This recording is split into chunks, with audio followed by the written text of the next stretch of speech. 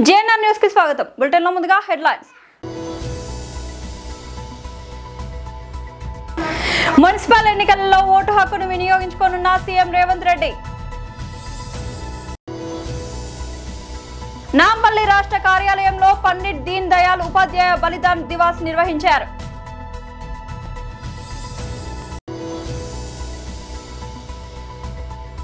Municipal పోరులో పలు చోట్ల ఉద్రిక్తతలు.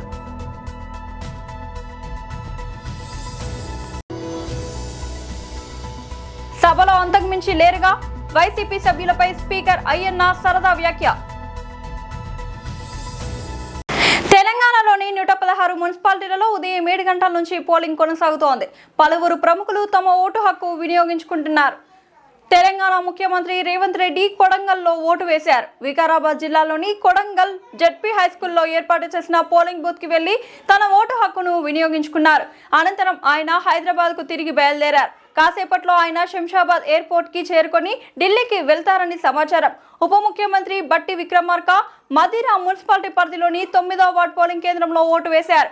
కరీంనగర్ జ్యోతినగర్లోని ఎస్ఆర్ హైస్కూల్లో కేంద్రంలో కేంద్ర మంత్రి బండి సంజయ్ కుటుంబ సభ్యులతో కలిసి ఓటు హక్కు వినియోగించుకున్నారు. 227వ నెంబర్ పోలింగ్ బూత్ లో మంత్రి వివేక్ వెంకటస్వామి ఓటు వేశారు. కామారెడ్డి పట్టణంలోని 151వ పోలింగ్ బూత్ లో ప్రభుత్వ సలహాదారు షబీర్ అలీ ఓటు హక్కును వినియోగించుకున్నారు. రాష్ట్రంలోని 7 కార్పొరేషన్లు 116 మున్సిపాలిటీలకు జరుగుతున్న ఈ పోలింగ్ సాయంత్రం 5 గంటల వరకు ముగియనుంది.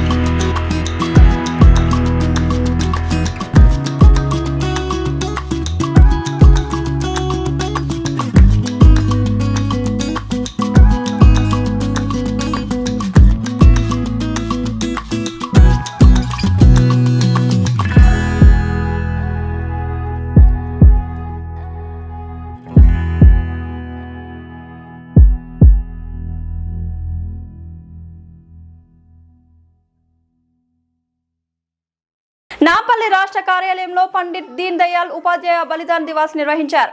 పండిట్ దీన్ దయాళ్ ఉపాధ్యాయ భారతీయ జనసంఘ్ స్థాపకుడు,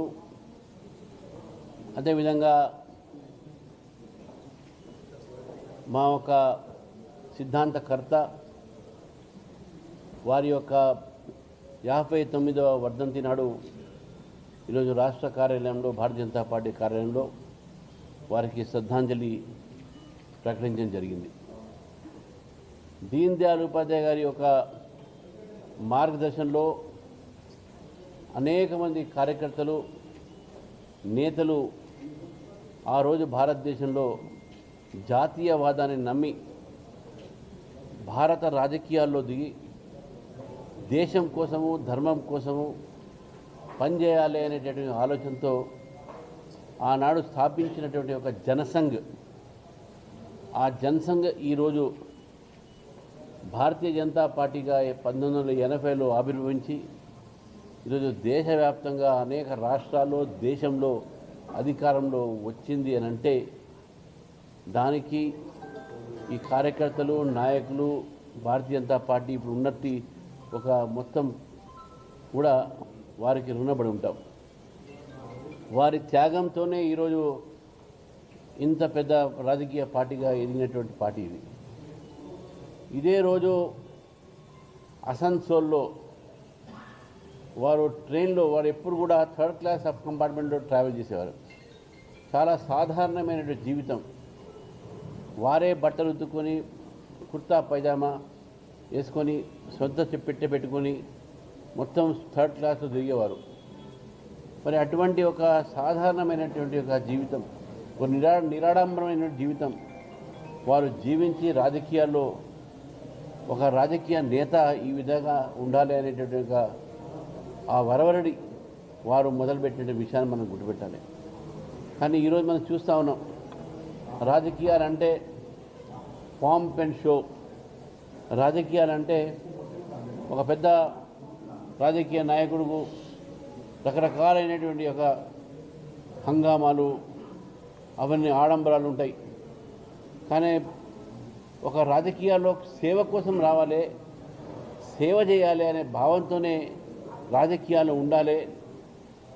ఏదో డబ్బు ఉంది కదా మనం రాజకీయాలు రావచ్చు, ఆడంబరం రావచ్చు అనేటువంటి ఒక ఆలోచన వారికి లేదు. ముఖ్యంగా దీన్ దయాళ్ ఉపాధ్యాయ గారి యొక్క ఆలోచన ఏతుందో ఆ ఆలోచనని ఇప్పుడున్న ఏ పార్టీ సరే రాజకీయ నాయకులు వారి జీవితాన్ని నుంచి చాలా తెలంగాణలోని 7 మున్సిపల్ కార్పొరేషన్లలో 116 స్థానాలకు ఉదయం నుంచి పోలింగ్ కొనసాగుతుంది. 7 గంటల నుంచి పోలింగ్ ప్రారంభం కాగా ఓటర్లు ఉత్సాహంగా కేంద్రాలకు తరలి వస్తున్నారు. పోలింగ్ ప్రశాంతంగా జరిగేందుకు ఈసీ పోలీసులు ఏర్పాట్లు చేయగా కొన్ని కేంద్రాల వద్ద మాత్రం ఉద్రిక్తతలు నెలకొన్నాయి. మహబూబాబాద్, నిజామాబాద్, మెదక్, సంగారెడ్డి జిల్లాల్లో వివిధ పార్టీల కార్యకర్తల మధ్య ఘర్షణలు నెలకొన్నాయి.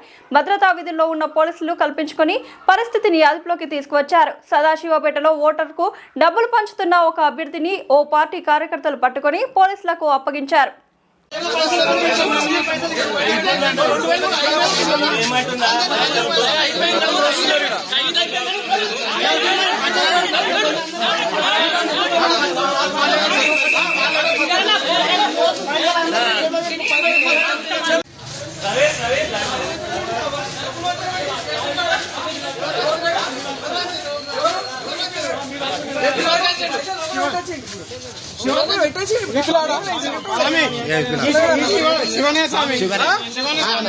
అవును డబ్బులు గూగుల్ పేలలో ఫోన్ పేలలో వేయలేదా? స్టాండర్డ్ లో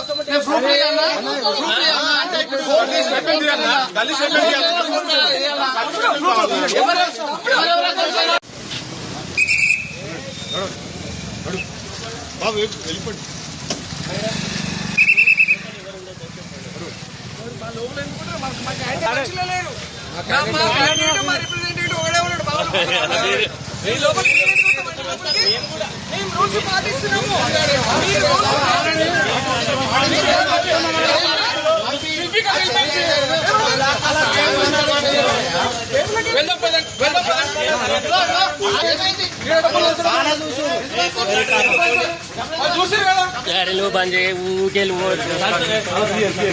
ఏపీ అసెంబ్లీ సమావేశాలు ప్రారంభమయ్యాయి. ఉభయ సభలకు ఉద్దేశించి గవర్నర్ అబ్దుల్ నజీర్ ప్రసంగిస్తున్నారు.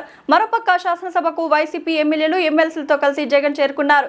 ప్రతిపక్ష హోదా ఇవ్వాలి అని ప్లకార్డులను, బ్యానర్లను పట్టుకొని వీరు అసెంబ్లీకి చేరుకున్నారు. వైసీపీ సభ్యులంతా కూటమి ప్రభుత్వానికి వ్యతిరేకంగా నినాదాలు చేసుకుంటూ వచ్చారు. గేట్ నెంబర్ 4 నుంచి ప్రభుత్వానికి వ్యతిరేకంగా నినాదాలు చేసుకుంటూ వీరు సభలోకి వెళ్లారు. గవర్నర్ ప్రసంగిస్తున్న సమయంలో ఆయన ప్రసంగానికి పదే పదే ఆటంకం కలిగిస్తూ వైసీపీ సభ్యులు నినాదాలు చేశారు. గవర్నర్ ప్రసంగాన్ని అడ్డుకునే ప్రయత్నం చేశారు. వైసీపీకి ప్రతిపక్ష హోదా ఇవ్వాలంటూ నినాదించారు. సూపర్ 6 హామీలను అమలు చేయాలని, నిరుద్యోగ భృతి ఇవ్వాలని డిమాండ్ చేశారు. అయితే 11 నిమిషాల వ్యవధిలోనే గవర్నర్ ప్రసంగాన్ని బాయ్కాట్ చేసి సభ నుంచి బయటకు వెళ్లిపోయారు. సభ నుంచి బయటకు వచ్చిన వెంటనే జగన్ తన కాన్వాయ్లో తాడపల్లిలోని నివాసానికి వెళ్లిపోయారు. దీంతో సభలో జగన్ ఏదైనా మాట్లాడతారేమోని ఎదురు చూసిన వారంతా నిరాశకు గురయ్యారు. ప్రస్తుతం సభలో గవర్నర్ ప్రసంగం కొనసాగుతోంది.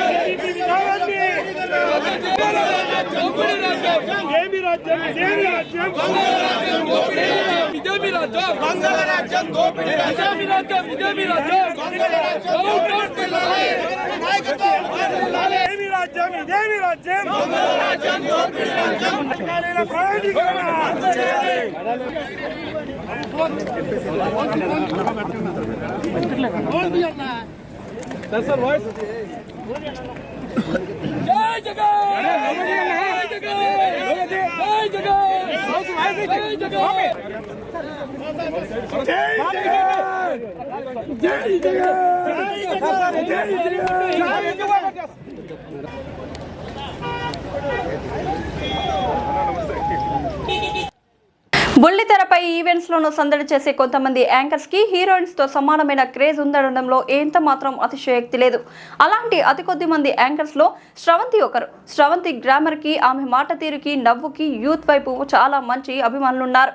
ఒక రకంగా హీరోయిన్స్ కి ఉండవలసిన లక్షణాలు ఆమెలో ఉన్నాయని భావిస్తూ ఉంటారు. అయితే ఆమె మాత్రం యాంకర్ గానే కొనసాగుతూ వెళ్తున్నారు. తాజాగా గ్రేట్ ఆంధ్రాకి ఇచ్చిన ఇంటర్వ్యూలో శ్రవంతి మాట్లాడుతూ, నేను హైదరాబాద్ కి వచ్చిన కొత్తలో ఒకవైపున చదువుకుంటూనే మరోవైపున డాన్స్ నేర్చుకునేదానిని. ఒకసారి నేను మా ఫ్రెండ్ తో కలిసి మహంకాళి సినిమా షూటింగ్ కి వెళ్ళాను. అక్కడ జర్నలిస్ట్ గా చేయవలసిన ఆర్టిస్ట్ రాకపోవడంతో నాతో చేయించారు. రోజుకు 3,000 రూపాయలు ఇచ్చారు. ఇదేదో బాగుందే అనిపించింది. ఆ సమయంలోనే నేను ప్రేమలో పడ్డారు. వాళ్ళ ఫ్యామిలీకి ఇష్టం లేదని తెలిసి సినిమాలు మానేశాను అని అన్నారు. పెళ్లి తర్వాత ఆయన బిజినెస్ దెబ్బతింది. దాంతో నేను జాబ్ చేయవలసి వచ్చింది. ఒక జ్యువెలరీ షాప్లో సేల్స్ గర్ల్గా పనిచేశాను. ఉదయం నుంచి రాత్రి వరకు కూర్చోకూడదు. అలా 7.5 పాటు చేశాను. ఇక నా వల్ల కాదనిపించింది, మానేశాను. ఆ తర్వాత నుంచి యాంకరింగ్ వైపు వచ్చాను. బన్నీతో చేసిన ఒక ఇంటర్వ్యూ నన్ను బిగ్ బాస్కి తీసుకొని వెళ్ళింది. ఆ డబ్బు నాకు చాలా హెల్ప్ అయిందంటూ ఆమె కన్నీళ్లు పెట్టుకున్నారు. సోమాజిగూడలో ఏర్పాటు చేసిన షోరూమ్ ను సినీ నటి కాజల్ అగర్వాల్ సంస్థ మేనేజింగ్ డైరెక్టర్ వైశ్యరాజు భద్రగిరి రాజుతో కలిసి ప్రారంభించారు. ఈ సందర్భంగా వారు మాట్లాడుతూ, ఇప్పటి వరకు ఆంధ్రప్రదేశ్ ప్రజల మన్ననలు అందుకున్న సంస్థ నగరంలో షోరూమ్ ను అందుబాటులోకి తేవడం సంతోషకరమని అన్నారు. ఇప్పటి వరకు ఆంధ్రప్రదేశ్ ప్రజల మన్ననలు అందుకున్న తాము మొట్టమొదటిసారిగా 16వ బ్రాంచ్ ను నగరంలో ప్రారంభించినట్లు భద్రరాజు చెప్పారు. ప్రారంభోత్సవం సందర్భంగా ప్రత్యేక ఆఫర్లను సైతం అందిస్తున్నామని తెలిపారు. అన్ని రకాల 22 క్యారెట్ బంగారు ఆభరణాలపై 6% తరుగుకే ఆభరణాలు పొందవచ్చునని, VVS clarity, EF colour, IGI certified diamonds carats ఆభరణాలు 49,500 నుండి కొనుగోలు చేయవచ్చునని తెలిపారు. వెండి వస్తువులపై ఎలాంటి తరుగు లేదని, వినియోగదారులపై జీఎస్టీ భారాన్ని పడకుండా తామే భరిస్తున్నట్లు తెలిపారు. కేజీ వెండి వస్తువుల కొనుగోలుపై 15,000 వరకు ప్రత్యేకంగా తగ్గిస్తున్నట్లు తెలిపారు. ఈ కార్యక్రమంలో వైశ్యరాజు ఫాల్గుణరాజు, వైశ్యరాజు నరేష్, వైశ్యరాజు కిరణ్ కుమార్ రాజు తదితరులు పాల్గొన్నారు. గుడ్ మార్నింగ్ మీడియా అందరికీ నమస్కారం.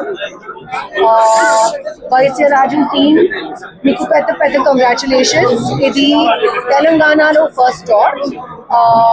15 stores ఉన్నాయి ఆంధ్రాలో, and many more stores yet to come. So big congratulations. చాలా యూనిక్, చాలా ఎక్స్క్లూసివ్ డిజైన్స్ ఉంది, నాకు చాలా ఇష్టం. And this is definitely going to be a regular for me when I come to Hyderabad. And I hope all of you like it, and I hope all of you shop here as well. Once again, big congratulations on your first store in Hyderabad, and lots of love. Thank you.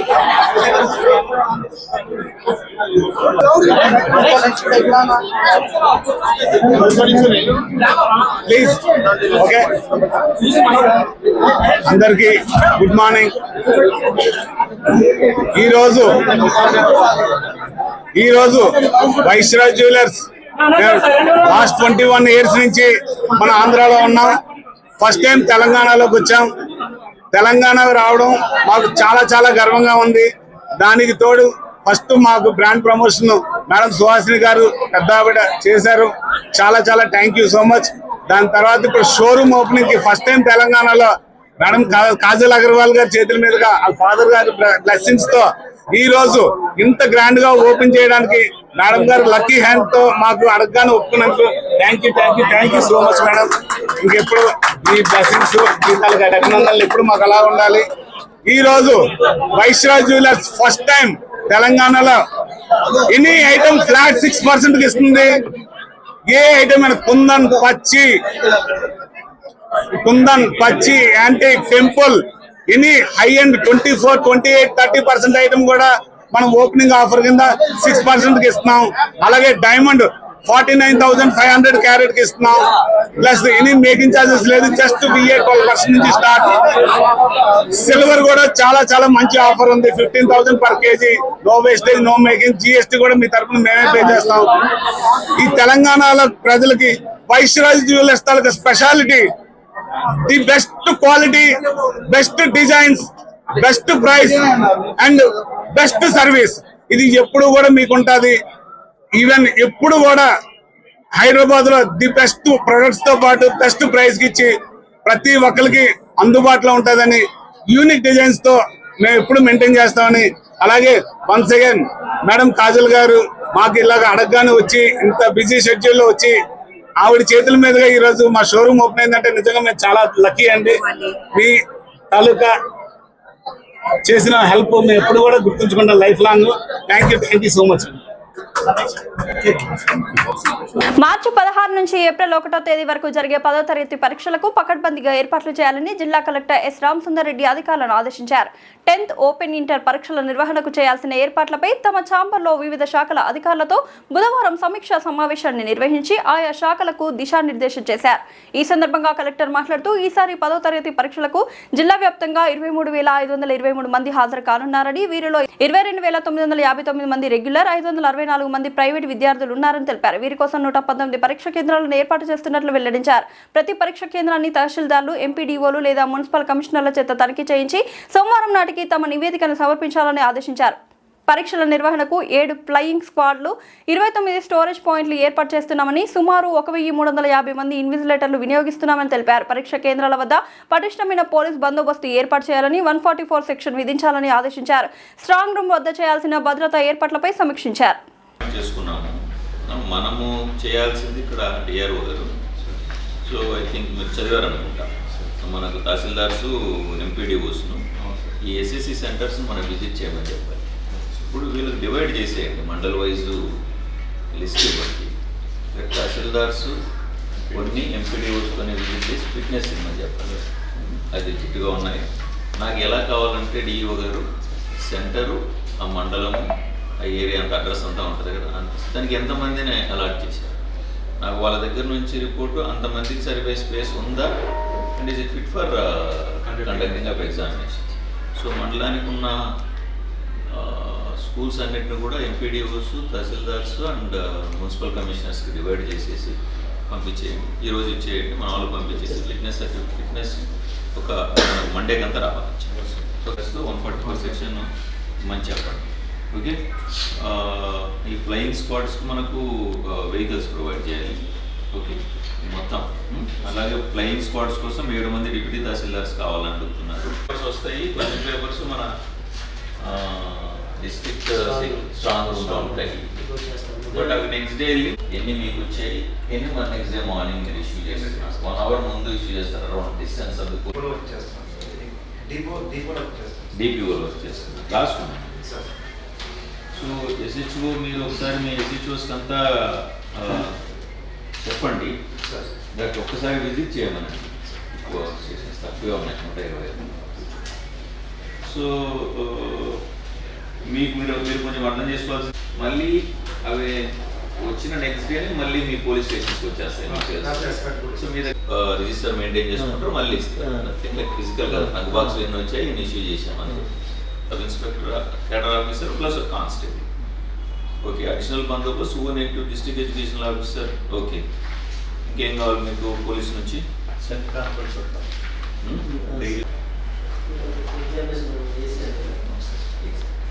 ఇంకేమైనా కావాలి police నుంచి? ఇంకేమైనా కావాలి? ఏమడిగామంటే మన strong room దగ్గర security. Bulletin ముగించే ముందు headlines మరోసారి. మున్సిపల్ ఎన్నికలలో ఓటు హక్కును వినియోగించుకోనున్న సీఎం రేవంత్ రెడ్డి. నాంపల్లి రాష్ట్ర కార్యాలయంలో పండిట్ దీన్ దయాళ్ ఉపాధ్యాయ బలిదాన్ దివాస్ నిర్వహించారు.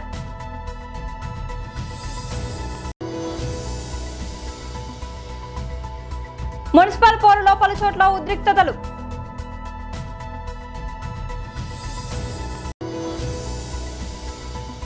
సభలో అంతకుమించి లేరుగా వైసీపీ సభ్యులపై స్పీకర్ అయ్యన్న సరదా వ్యాఖ్య.